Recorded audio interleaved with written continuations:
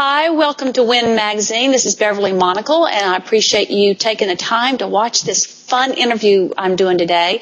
Today I have the pleasure of having Jordan Martin. She is an up-and-coming fashion designer, and one of these days we're going to see her in the big lights, but we get to talk with her now. So Jordan, thank you for taking the time to speak with us today. Well, thank you for having me. I really appreciate it. Well, you're welcome. Well, I just want to get started, let people kind of get to know you, know where you're from, and some simple things. So where are you from? Where do you live these days? Well, originally I'm from Houston, but I live in Austin now, and I run my company here in Austin out of my home. But yes, originally I'm from Houston, kind of east of Houston, in a really, really small town. Yeah. But it's kind of part of who I am. So. Well, and that's good. Small town woman makes it big, and that's what we're going to hear one of these days. Let's whatever got you interested in fashion. I know as little girls we played dress up and things, but was there something particular that got you saying you just love fashion? It definitely started at a very young age. When I was a very little girl, I must have been probably 3 or 4 years old. Both of my grandmas on my mother and my dad's side, they were very close friends. And they constantly were making me things and having me sew with them. I would go with either one of them to the fabric stores, and I'd pick out patterns like, hey, Grandma, you make me this. I want this. And they always gave me huge pieces of fabric. They would just get the scraps that they had left over. They would just buy some cheap stuff from the store to give me to play with, and I would drape myself in this fabric. And I think that's where my love for draping came, because I would make as many outfits as I could with just these huge scraps of fabric. Oh. And that kind of grew as I got older. I started sketching my own things, and then I would talk to my mom and be like, hey, Mom, I don't really see anybody wearing stuff like this. Do you think, we could go out and find this in the store? And inevitably, I would want something or come up with something in my head that I think would look really good, and I could not find it anywhere. And then about a year later or the next season, something like what I wanted would be in the store. Oh. So it just kind of became this natural thing where my mom was always like, well, you want it too early. You can't have it yet. And so that's when I started kind of deciding that, this is something that I really, really want to do and pursue. And so all through high school, I was just like, I'm going to be a designer. When everybody was asking, what I wanted to be when I grew up, what I wanted to go to college for. It's like, this is it. There was nothing else for me to do. Well, that's very interesting. So I guess you had a sewing machine and everything at a young age, or? I did. Yeah. I did. So where does someone go to school to learn fashion design? I'm sure there's a lot of different schools, but where did you go? I actually went to UT for textiles and apparel design. Most people now, I would recommend going to, FIT or Parsons in New York or FITM in LA, or there's some really good art institutes in San Francisco, places like that. Those would be the best schools here in the United States to go to. But I absolutely loved going to UT, and I had a really small program, so it was kind of like a little sorority with all the girls that I went to school with. But it was really great fun, and I'm super glad that I went there. Yeah. But, so yeah. When you get out of college, did you immediately start your company, or did you do something else, or? Well, when I first got out of college, I did my internship while I was in college. I did my internship with a local designer here in Austin.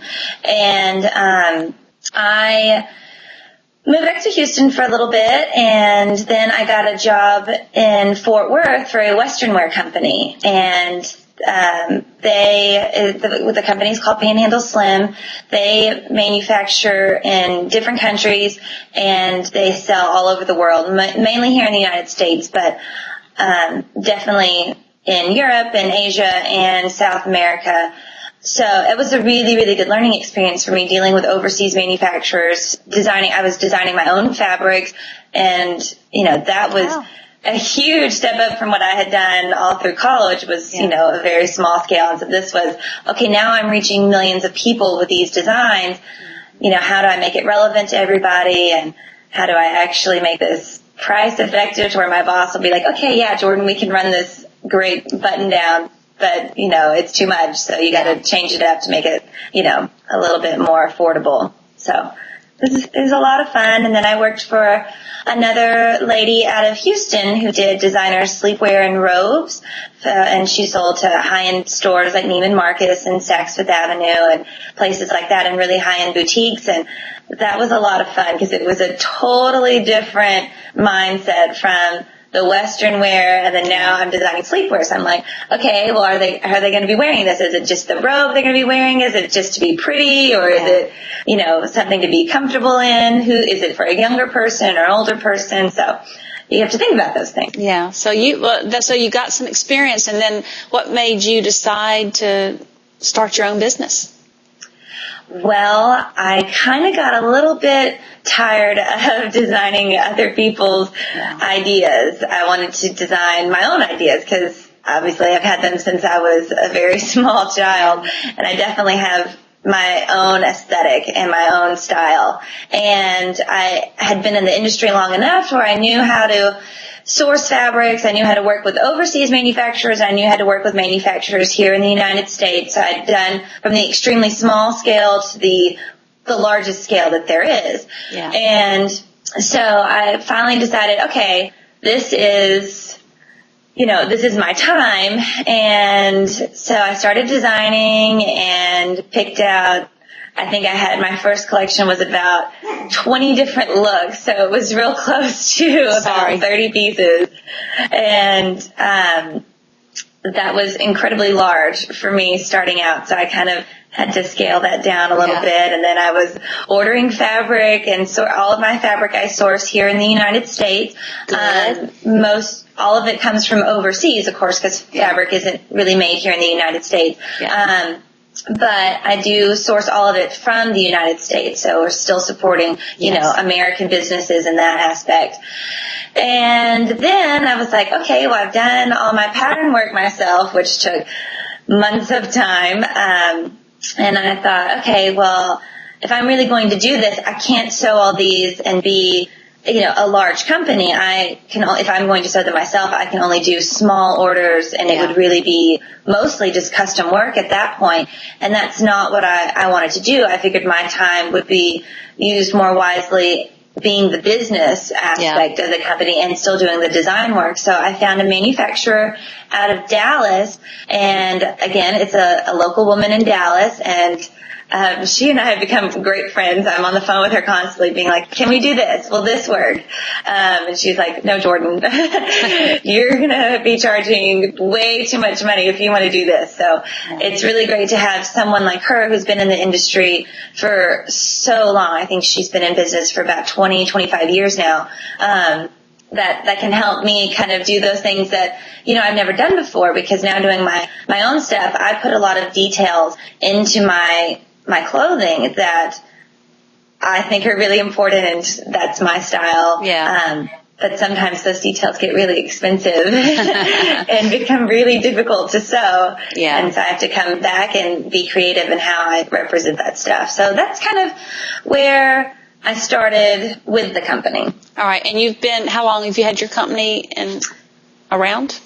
My company is almost 2 years old. Okay. We're working on actually finally launching the first collection that I've done at the beginning of August. I'm having a kind of a private launch party here in Austin, and hopefully to be launching in new cities very soon, within the next 6 months, hopefully. And we're looking to have everything in stores by early spring, so like February of 2012 will be when you can actually buy it from the stores. But of course, you can always order things from me online. Yeah. Yeah. All right. Now, one thing we haven't discussed is the name of your company, and it's called Dekla, right? Yes, Dekla. Dekla. Now, where did you come up with that name? So Dekla was my great-grandmother's name. She was my great-grandmother that came to America from Germany. And, of course, I never got to meet her. She died in the 1940s, but my grandmother, who married Dekla's son, Jordan, who I was named after, became very, very close with Decla. Decla became a mother figure to my grandma because she didn't have one before, essentially. And so I grew up my whole life hearing about my great-grandmother, who was this beautiful, strong woman who only spoke German and made the best food and was a gardener and then just made beautiful clothes by hand and all these things. And when I decided to start my company, I wanted to use a family name, and my grandmother on my father's side was Pearlie, and my grandmother on my mother's side was Eleanor. I was like, well, I love those names, but I can't pick one or the other, and I didn't really know what to do, and our original German last name is very hard to pronounce and hard to read, so I thought, I just always loved the name Decla, and so I picked it. And that's just what I went with. And one day someone asked me, they're like, well, what does Decla actually mean? I was like, well, it was my great-grandmother's name. I don't really know what it means. And so I started researching it, and I found out that Decla comes from, the name Decla comes from the word Dec, which means, Decla was one of the goddesses of fortune. Oh. And there was 3 sisters of fortune, and Decla was the deity of creativity and things like that. So she was, known for being like a creative muse and helper and all that. So it just kind of worked out perfectly. Yeah, it is. That I picked that name. I was researching this and I read that. I was like, she's the deity of fortune and destiny and creativity. And I just started crying and I called my mom. I was like, I picked the best name by accident. Yes. Oh, that's awesome. So, that's awesome. So that's going to make it just really go. I'm sure it will. So now you mentioned that your first line of clothing will be in stores in February. What stores can we find these in? So far, we're looking, it's going to be in local stores here in Austin. Okay. I'm trying to stick with boutiques. Hopefully very soon we'll be in Dallas and Houston, and then we're going to be building and growing and going to be in a couple other cities, hopefully very, very soon, but probably in 2012. Hopefully it'll be in more states than just Texas and, Louisiana and those places. Well, now, I know you have a website that we definitely, guys that are watching this, will put below the interview, but why don't you tell everybody what the name of your website is? The website is declabyjordanmartin.com, or you can also get to it at declabyjm.com. Okay. Either one of those will get you to my website, and you can look at all of the first collection is up. The second collection will be up in about 3 weeks. Okay. So, I'm looking forward to it.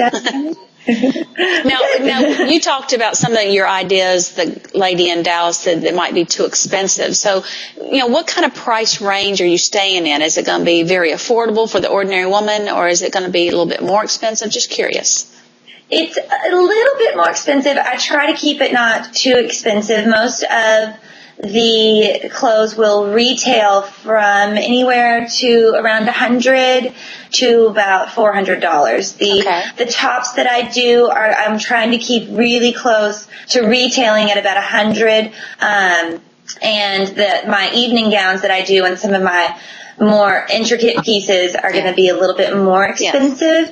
But all of my fabrics, I use really, really high quality fabrics. Everything is either 100% silk, or I have wool that's all natural wool. It's actually all my wool is it's totally green and organic. So that's really neat. And some of my details, I have a capelet that I'm doing for the second collection that I have vintage gold beaded trim from the 1920s that's still in its original packaging. It has to be sewn on by hand, but it's really beautiful. Yeah. So I'm like, I know it's a little bit expensive, but it's more for the art of, what it actually is and the history of the beading and all that. So.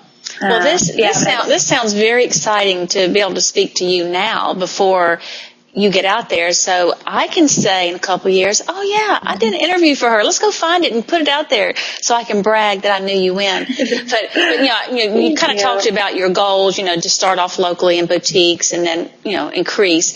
And so I just think you've got some great ideas. And guys, I did go on her website, and it's very feminine clothes, very pretty. And so if you're a feminine sort of woman, then you will absolutely love what she has on there right now. So I highly recommend you check that link out below and go, check it out. Now on the website, does it give pricing and everything, or is it just? Not at the moment. Okay.